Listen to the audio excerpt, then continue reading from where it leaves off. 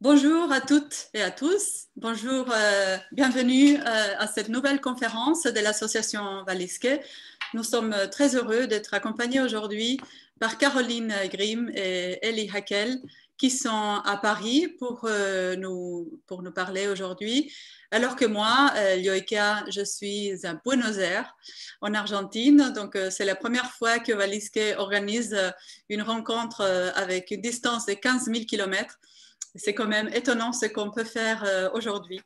Donc, bienvenue à tout le monde. Pour ceux qui ne connaissent pas l'association Waliske, nous sommes une association spécialisée en voyage culturel juif. Donc, on voyage le monde entier, là où on peut rencontrer des personnes juives, où on peut visiter des lieux de patrimoine juif et rencontrer l'histoire en direct.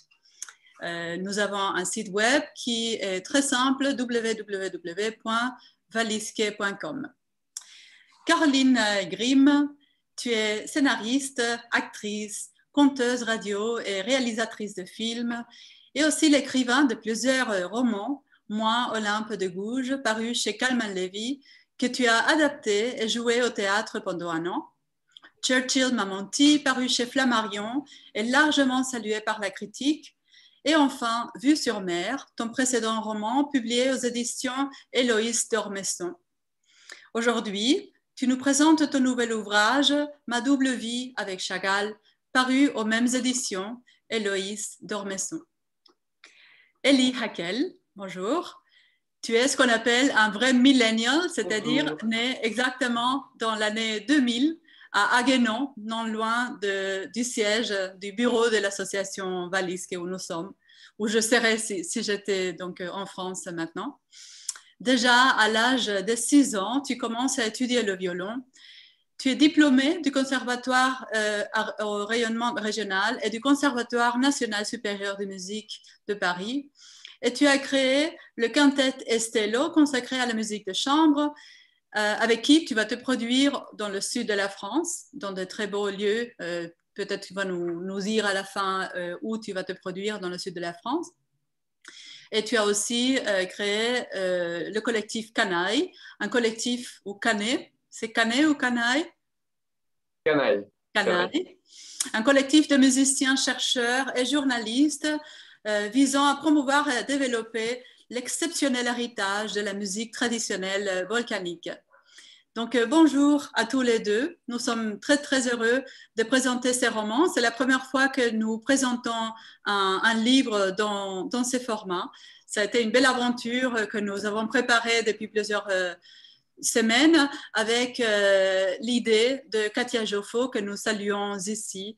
Voilà, donc je vous présente le très très beau livre Ma double vie avec Chagall qui est paru il y a quelques jours, le 6 mai, c'est le même jour que j'étais en train de voyager en Argentine. Il est déjà en librairie en France et il y a un exemplaire en Argentine aussi. Voilà, donc Caroline Grimm, je vais partager l'écran et puis je vais te donner la parole juste un instant. Un instant.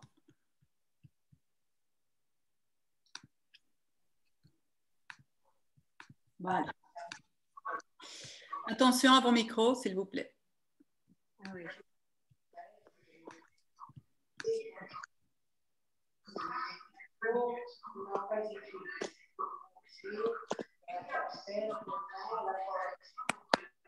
Ok.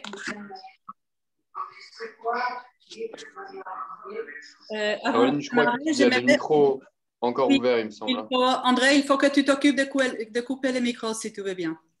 Ok, Caroline Grimm, le plateau est à toi. Écoutez, bonjour et d'abord merci à Loïka, merci à vous tous qui avez choisi de venir, de nous écouter, de participer à cette aventure incroyable parce que nous sommes au-delà des fuseaux horaires et à des milliers de kilomètres l'un de l'autre. Voilà, c'est une sorte de voyage à laquelle je vous invite, un voyage au cœur de l'univers d'un artiste, un voyage dans les mystères de la vie d'un génie. Nous croyons tous connaître Marc Chagall, car nous avons en tête le plafond de l'Opéra de Paris et le style de ses tableaux, ses juifs volants, ses musiciens en équilibre sur les toits. Mais derrière sa notoriété et les motifs inimitables de sa peinture, l'homme et sa destinée nous demeurent largement inconnus.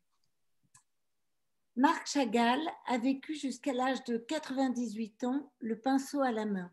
Il a survécu à 2 guerres mondiales, la guerre civile en Russie, les pogroms. Il est né en 1887 dans une famille de religieux juifs à Vitebsk. Il épouse Bella, son amour de jeunesse, il épouse la peinture, il conquiert la France, il connaît la gloire.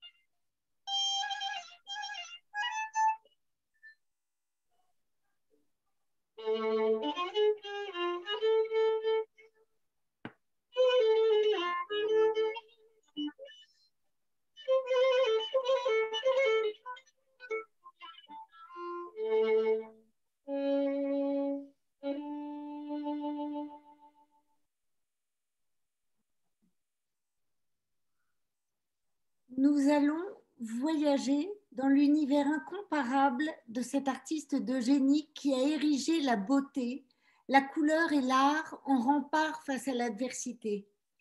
Écrire la vie de Marc Chagall, c'est traverser le siècle de catastrophe en catastrophe et ne jamais perdre la foi, la joie de vivre, le lien avec la nature, le cosmos et la joie d'aimer. Pour vous, je vais choisir des tableaux qui sont autant d'étapes dans la vie du maître et vous offrir des aperçus d'un chapitre de mon roman. Quand l'histoire commence, nous sommes en 1911. Moshe Chagallov, que l'on appellera bientôt Chagall, arrive à Paris, cœur battant de l'avant-garde artistique. Lui, le pauvre gamin d'un shtetl de Biélorussie. Il a 23 ans. Il trouve un pauvre atelier dans ce qui est appelé à devenir un endroit mythique de la capitale, la Ruche. Ne soyez pas étonnés. Je tutoie Chagall. Durant toute l'écriture de mon roman, j'ai prêté ma voix à Bella. Ou peut-être est-ce l'inverse, qui sait. Vous saurez la fin, vous saurez vous le saurez, vous saurez qui est Bella si vous allez au bout de mon histoire.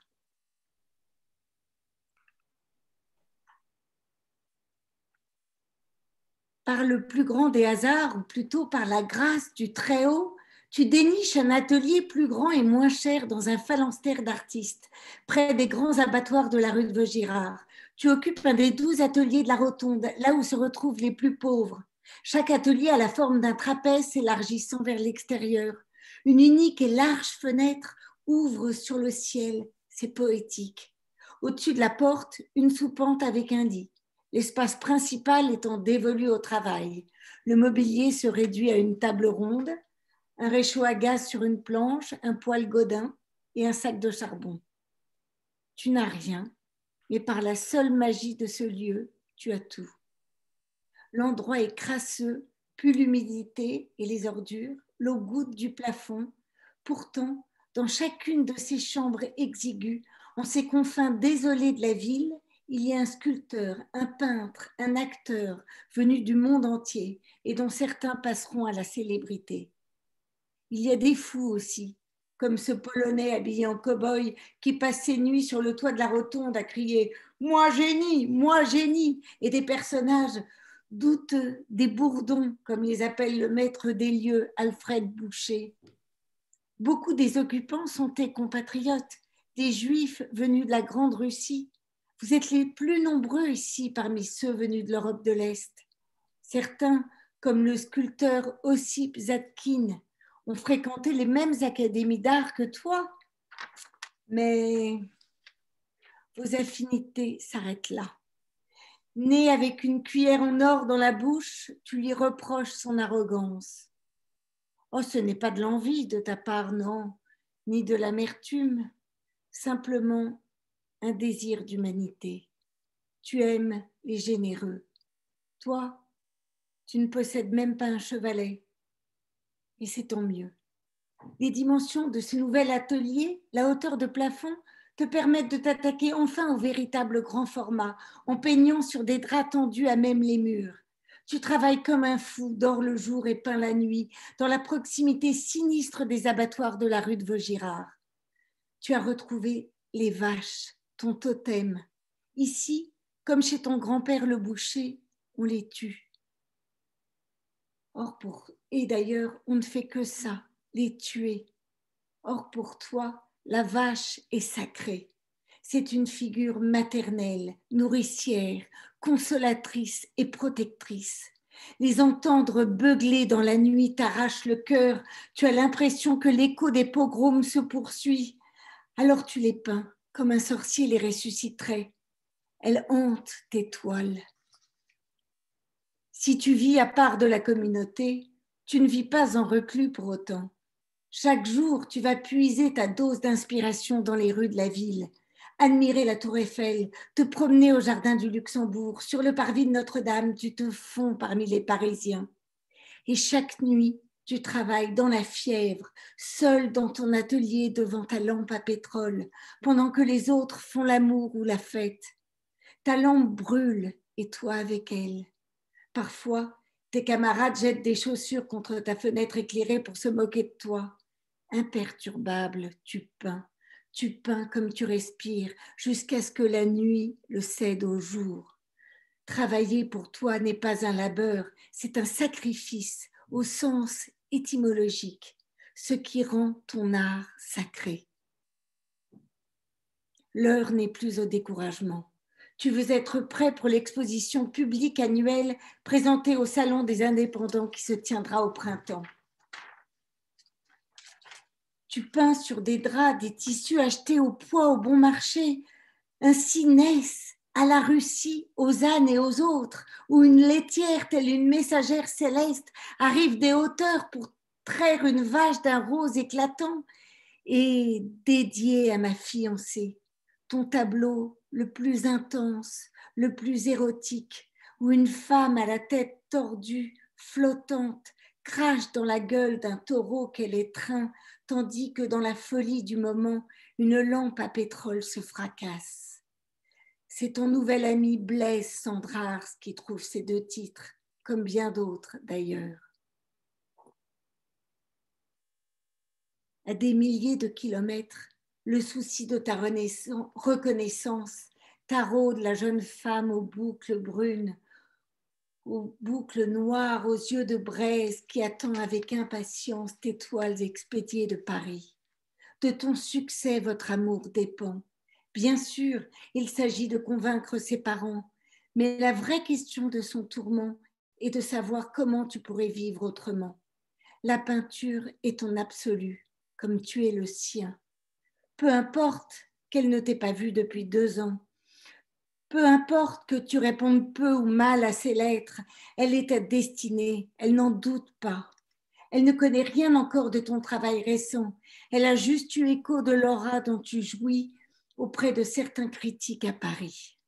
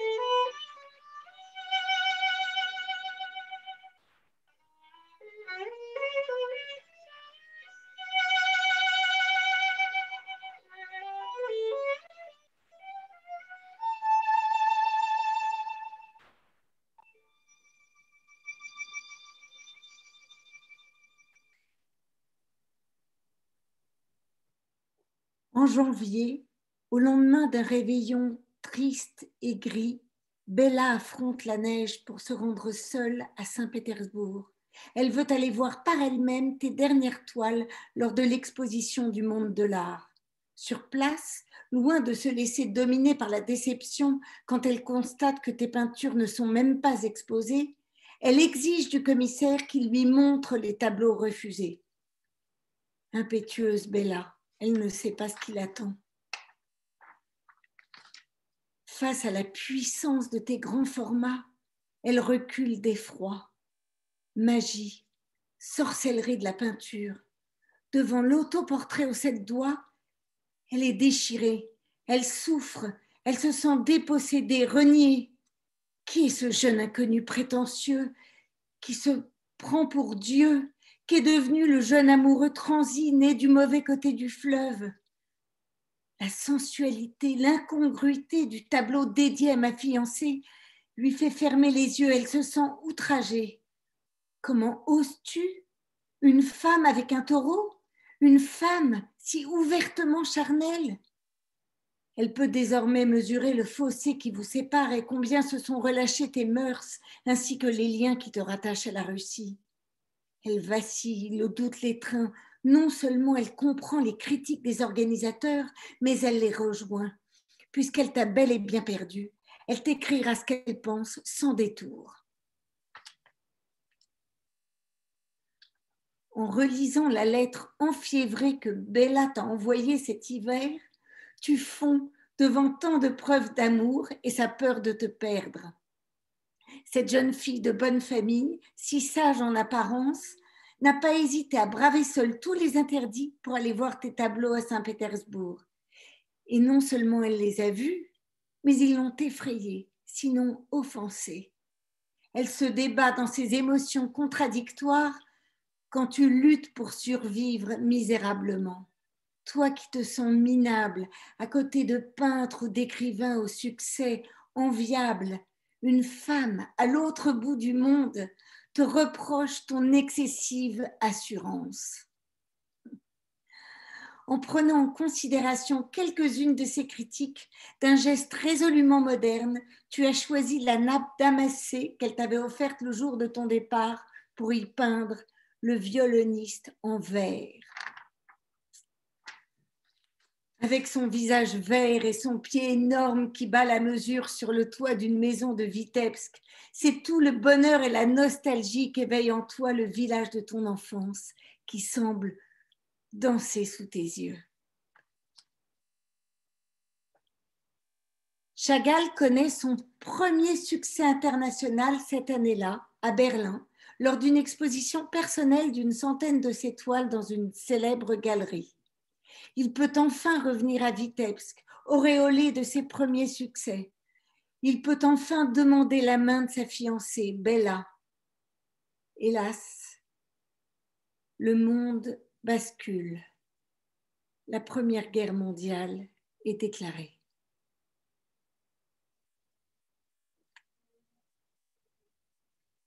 Vous voilà coincé à Vitebsk, comme si ta vie à Paris, tu l'avais rêvée. Envolée, ta couronne, tes lauriers naissants, tes premiers succès qu'il te tardait de partager avec celle que tu aimes, tes amitiés d'hier à Paris ou Berlin. Votre adversaire désigné est l'Allemagne. Tu voudrais avoir des nouvelles de Walden ou de tes tableaux séquestrés? Est-il devenu un ennemi lui aussi? Comment une telle absurdité est-elle possible? Dans ton fort intérieur, tu compatis avec les Juifs allemands partis la fleur au fusil se battre contre la Russie impériale et antisémite, ce pays des pogroms. Ton cœur, comme celui de Bella, refuse de choisir. Vitebsk, ville frontière, se transforme en ville garnison, plaie vive et source unique de ton inspiration. À la gare, tu vas glaner des informations sur le conflit. Les soldats du tsar arrivent, la mine grise embroussaillée. ou repartent au combat, des brancardiers portent des blessés, ça hurle, ça grouille, des militaires, des moujiks en bonnet de laine, certains te dépassant de 3 têtes, te traitent avec brutalité. Ils mangent bruyamment, exhalent l'odeur aigre du front, la laine forte des harengs, du tabac. À leur contact, tu imagines la charge des Cosaques, les soldats enterrés dans les tranchées, tu entends la canonnade. Tu as du mal à distinguer les réfugiés affamés des prisonniers allemands. Parmi toute cette agitation guerrière, tu trouves ta place, la plume à la main ou le pinceau, face à ton papier ou face à ton chevalet.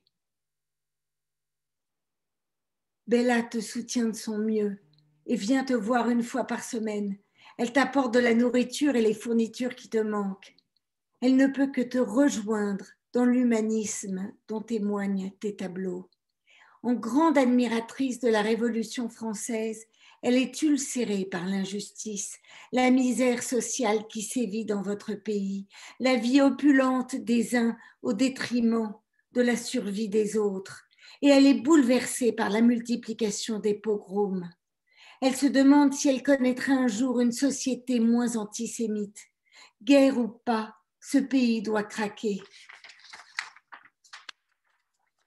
Elle comprend, sans les approuver, les terroristes de Narodraya Volia, volonté du peuple, mais elle refuse et exècre leur violence.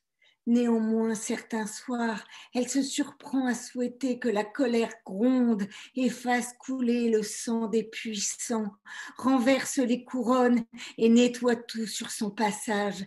Son premier acte de rébellion sera contre son milieu bourgeois, celui d'imposer son mariage avec toi. Comment donc? Un simple commis? Mais quel mari fera-t-il? Mais tu es folle, ma fille, il ne gagnera jamais sa vie. Ah, ce ne sont pas les réflexions effarées de sa mère qui vont la faire changer d'avis. C'est vrai, tu n'as pas un sou, mais tu as un trésor en toi, celui d'être un immense artiste. Telle est son intime conviction. En ces temps de catastrophe, tous tes sentiments s'expriment. La sidération, la peur, la tristesse, la compassion. Dans la gazette de Smolensk, 2 juifs dessinés sur un fond jaune, parsemé de vers et ternis par des ombres menaçantes, semblent sidérés par le mot « Voïna ». Voïna, la guerre, écrit en toutes lettres à la une du journal entre eux, posé sur la table.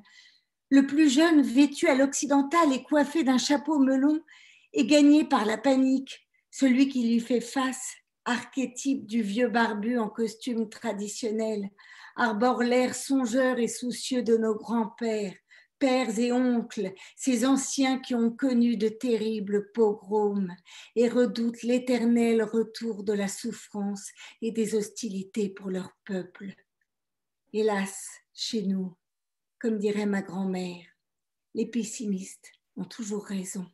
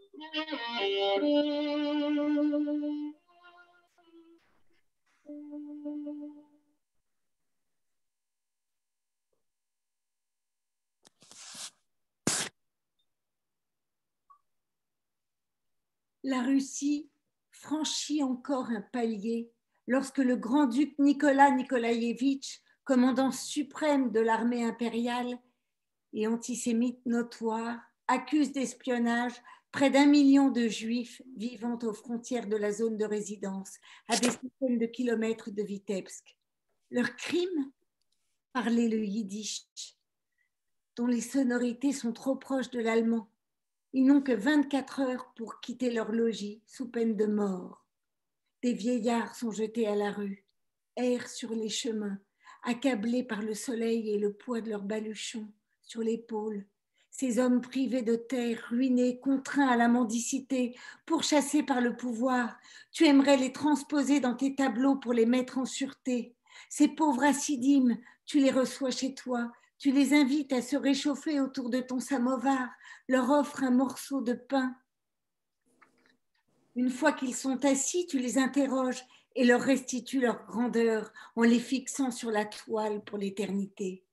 Ces vagabonds crasseux, ces marginaux malgré eux, retrouvent le temps d'une brève rencontre leur part d'humanité et leur part de divin.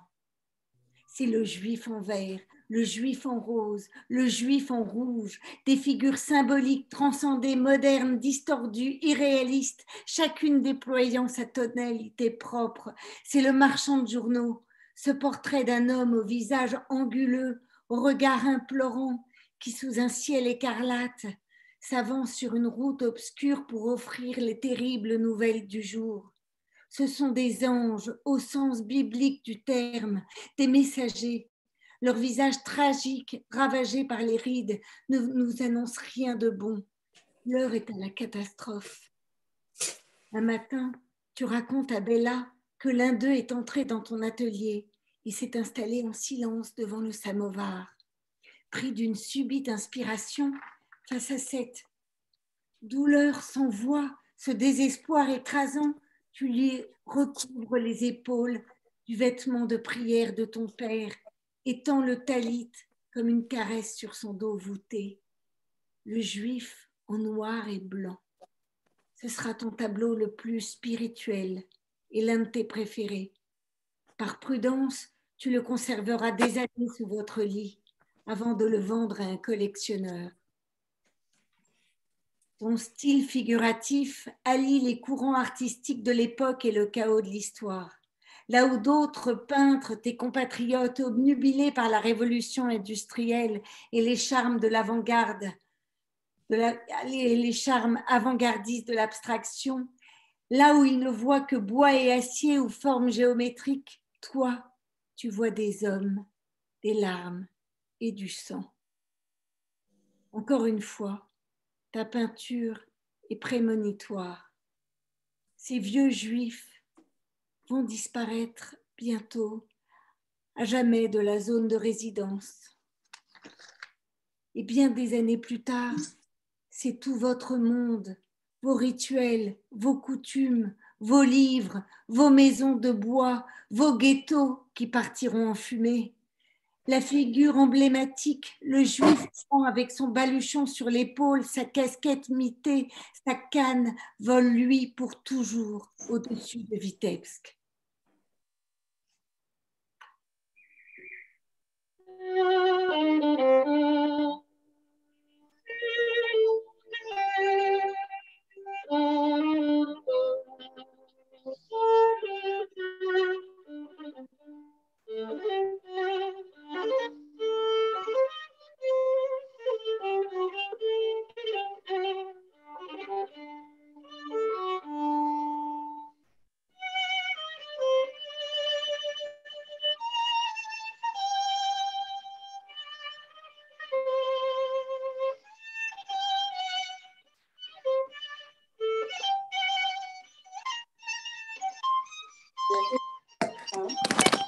C'est complet. Tout. Il me reste mercredi à 9h. Oui. Avec une correspondance. À Vierzon. Vierzon. Et retour le dimanche avec une correspondance. Non, mais pourquoi? Mais je peux partir samedi. En voiture. Mais à ce moment-là, tu pars samedi matin ou samedi soir et mardi.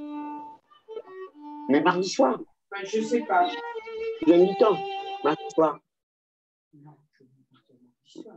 Non, pas soir. Fermez les micros. Fermez le micro, s'il vous plaît.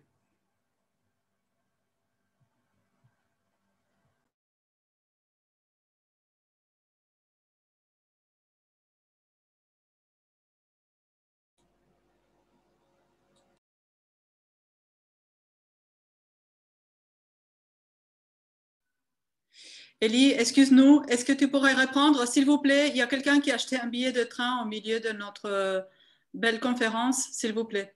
Elie, est-ce que tu veux bien reprendre ton morceau, s'il te plaît? D'accord, d'accord.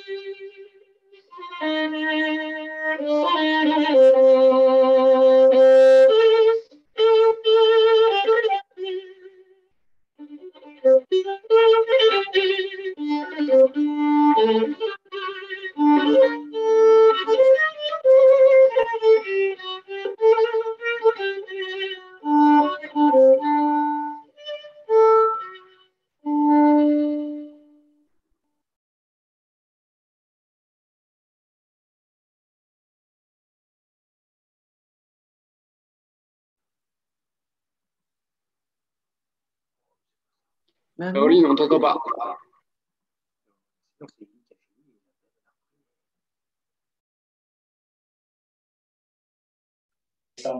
Pourtant, ah oui, la date des noces est fixée au 25 juillet de cette lugubre année 1915. Mais ta mère ne tiendra pas jusqu'à la cérémonie. Au terme d'une vie épuisante, à 49 ans à peine, elle a juste eu le temps de confier son fils préféré, enfin rentré au pays, à sa bru. Et puis elle s'est éclipsée. Tu n'étais pas à Vitebsk ce jour-là, retenue à Petrograd par ton service militaire. Et c'est une bénédiction, car tu n'aurais pas supporté de voir la face cireuse morte de celle qui t'a tant aimée. Tu n'as pas fini de la pleurer. En un jour d'été pluvieux, comme une métaphore des larmes qui t'oppressent encore, vous voilà serrant vos doigts fins et osseux, main dans la main, au-dessous d'une couronne nuptiale bleue comme sur tes tableaux, à attendre la bénédiction du rabbin. Rue Pokrovskaya, la rue de ton enfance, une belle musique résonne. Des violonistes verts jouent sur les toits, des anges blancs planent au-dessus des maisons. Des vieux oncles en calotte sombre assis sur des bancs semblent tenir conversation aux chèvres qui pâturent à côté. Les voisins ont revêtu leurs habits de fête et viennent à la rencontre des jeunes mariés, vous invitant à entrer dans leur maison selon la tradition. Afin de conjurer la mort de ta mère à qui tes dernières toiles dressent un véritable mausolée, d'écarter la réalité de la guerre qui vous encercle et de célébrer l'amour puissant qui vous unit, tu te lances dans une nouvelle série de tableaux, les amoureux. Tu n'as pas encore été appelé au front. La guerre vous laisse un répit jusqu'à la fin de l'année. Et Bella a obtenu de sa mère les clés d'une belle datcha dans le village de Zaolche, à quelques kilomètres de Vitebsk. Dans cette maison, entourée d'une campagne dorée par l'automne, que Bella adore, elle veut offrir une lune de miel à ton cœur meurtri par la mort de ta mère. Par la magie du mariage, elle deviendra l'amie qui te soulage du quotidien, ton indéfectible allié, ta femme au désir ardent, ta muse, celle qui t'insuffle l'inspiration et la poésie, l'espoir et la poésie. Vos sensibilités s'épousent, vos personnalités se complètent. Les amoureux sont seuls au monde. Et c'est si vrai que, à l'abri dans votre îlot de bonheur, vous en avez oublié la guerre, ses calamités et ses privations. La série des amoureux vibre de l'intensité du lien qui vous unit. Semblable à un majestueux cygne noir, la tête de Bella ploie vers ton épaule dans les amoureux en rose. Vos visages gracieusement inclinés l'un vers l'autre s'enlacent dans un mouvement mélodieux, sensuel, aux tonalités vertes dans les amoureux en vert. Et dans les amoureux en gris, tu as doté ta bien-aimée d'un profil de déesse grecque portée par un long cou. Son visage trône au-dessus du tien, qu'elle attire contre son sein avec la radieuse sévérité d'une Athéna protégeant l'élu de son cœur. Au drame qui vous entoure, tu as choisi de répondre par l'amour, tandis que la Russie compte ses millions de morts, que la pénurie alimentaire accule le pays au bord du gouffre, dans le même élan qu'à Vitebsk avec ta série Les Juifs. C'est là-bas. Tu mets sur la toile ce que tu as de plus précieux, ce que tu veux protéger du monde extérieur. Ou peut-être que tu peins ta réalité. Et ta réalité n'est pas celle des millions de morts, de la peur, de la faim, du froid et de la guerre. Ta réalité est de vibrer d'amour pour ta femme et pour l'enfant à naître, et d'en éprouver de la joie. Peut-être est-ce là la vraie sagesse.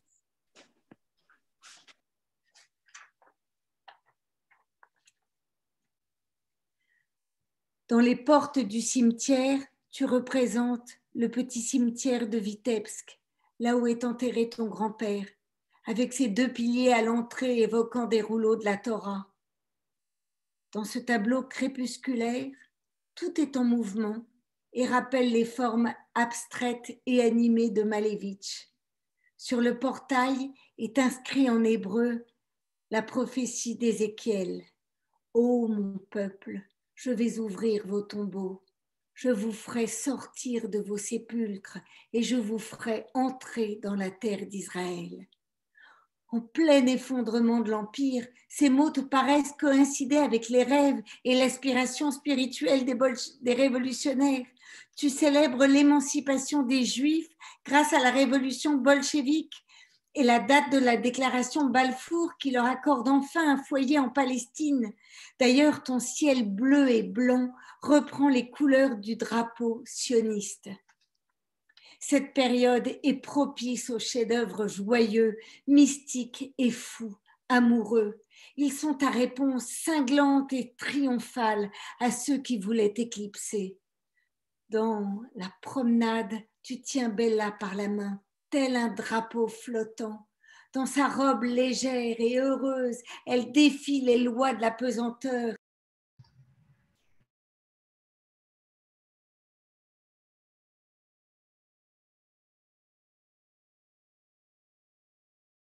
Ton micro est désactivé, Caroline.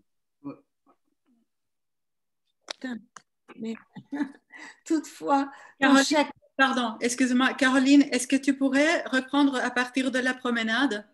Oui. Dans la promenade, tu retiens Bella par la main, tel un drapeau flottant. Dans sa robe légère et heureuse, elle défie les lois de la pesanteur et le climat de plomb. Un sacré pied de nez à ceux qui veulent soumettre les lois de l'art à la politique. Toutefois, Dans chacune de tes toiles, tu as pris soin d'insérer des éléments du vocabulaire suprématiste à ta peinture figurative. Tu as si peur d'être cantonné à ta province, étouffé par l'atmosphère lénifiante de ton refuge.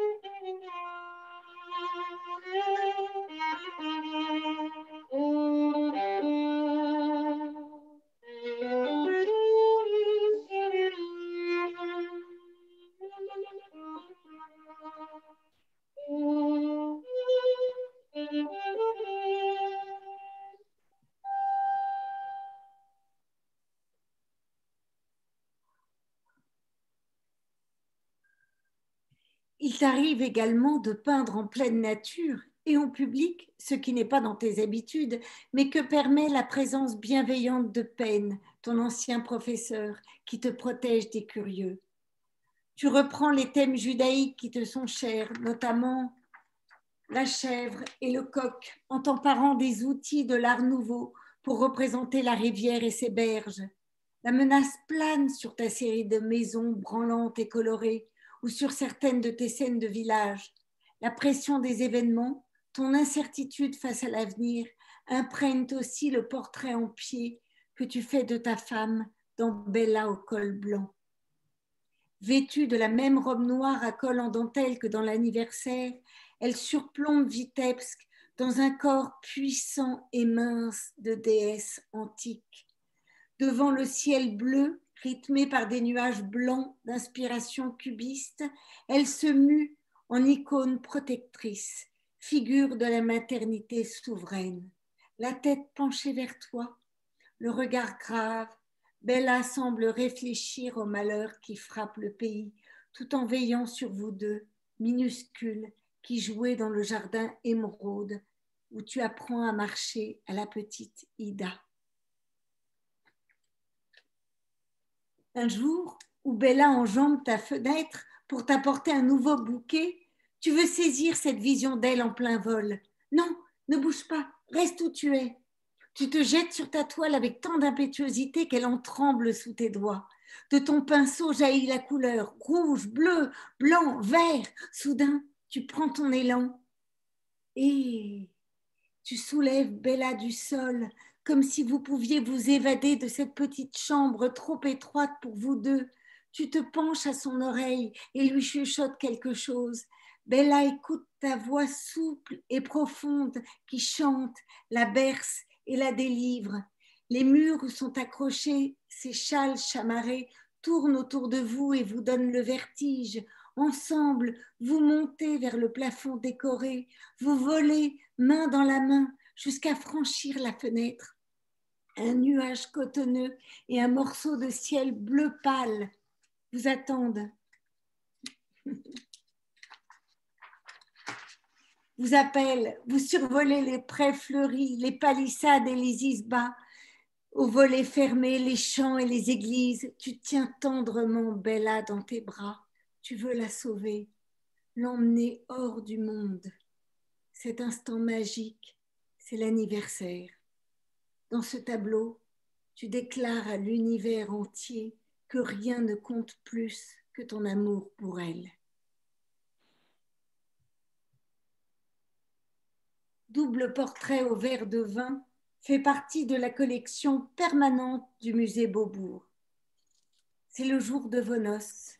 Vous vous ressemblez comme deux jumeaux, vos corps unis dans un même mouvement. Tu ne pèses pas sur ses épaules, tu y es juché, tel un oiseau. L'image m'enchante, je me sens conviée à la danse.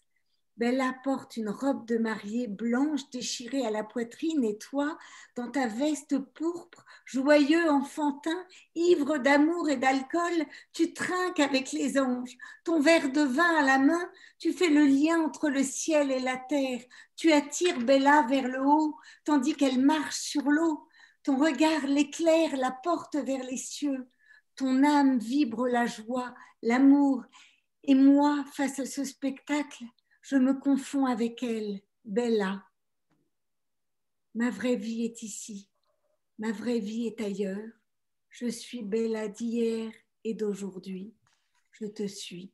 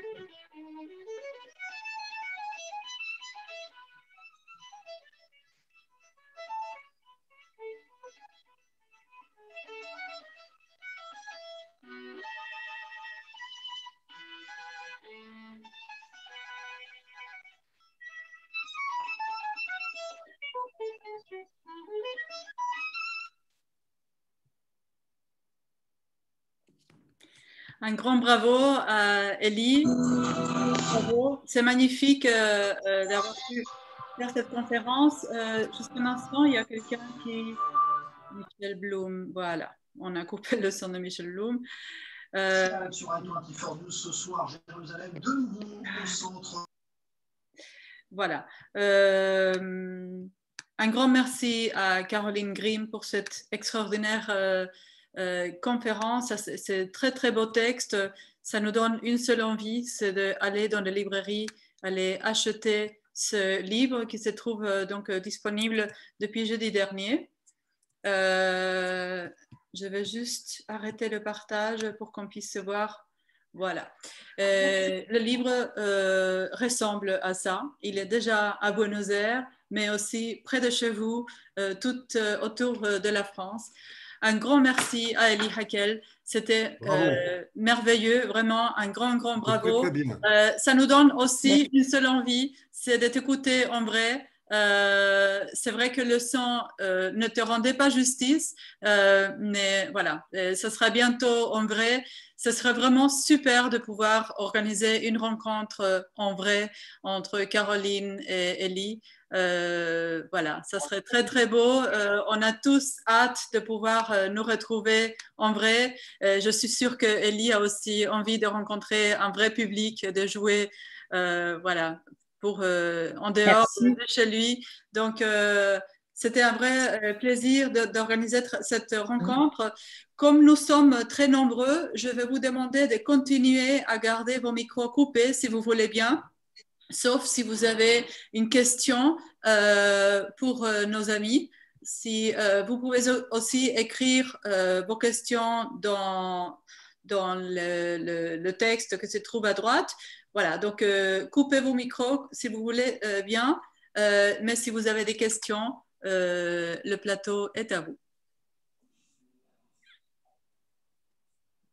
Oui, j'aimerais juste me présenter.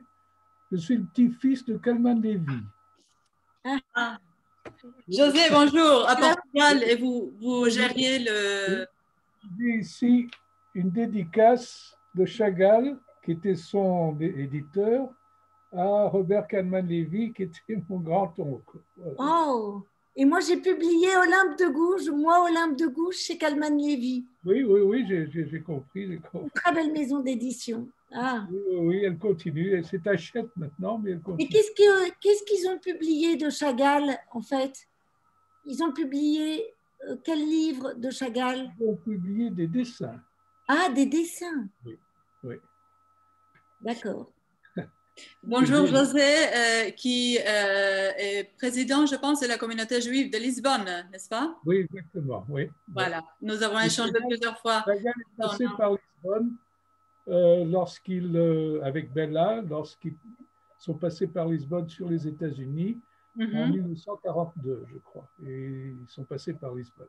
Oui, parce que Lisbonne était un port où beaucoup d'immigrants juifs partaient justement vers les États-Unis. C'était le point le plus lointain en Europe pour continuer vers le Nouveau Monde. Et à l'époque, oui, le gouvernement portugais laissait rentrer les réfugiés juifs. Surtout, beaucoup sont arrivés avec des visas de passer par le consul portugais de Bordeaux, Sousa Mendes. Sousa Mendes. Oui, Sousa Mendes, Aristides. Absolument. Voilà, un grand merci José. Enchanté de faire votre connaissance enfin en tête-à-tête, presque en vrai. Est-ce que d'autres personnes auraient des commentaires, des questions pour Elie, pour Caroline? Bravo Caroline. Ah, merci. Très bien. Mais dommage pour le son, pour Elie Hackel, c'était vraiment très mauvais, très haché. Et on n'avait pas la beauté. Voilà. C'est dommage. Pas grave, on se retrouvera à Paris. C'était quand même un moment merveilleux, magique, magnifique et une très belle harmonie entre la musique et la présentation des tableaux. Et moi, ça me donne vraiment très envie de lire votre livre. J'aime beaucoup Chagall. Je vais souvent au musée à Nice voir d'autres toiles et je le connais un tout petit peu. Et c'était vraiment une heure magnifiquement bien organisée. Ah, bah bravo. Bravo, merci Loïka, André, ravie de vous revoir. Et je veux dire que j'ai rencontré Chagall et il était extraordinaire dans ses yeux. Il y avait une jeunesse, plus de 80 ans, il avait une jeunesse extraordinaire, une passion.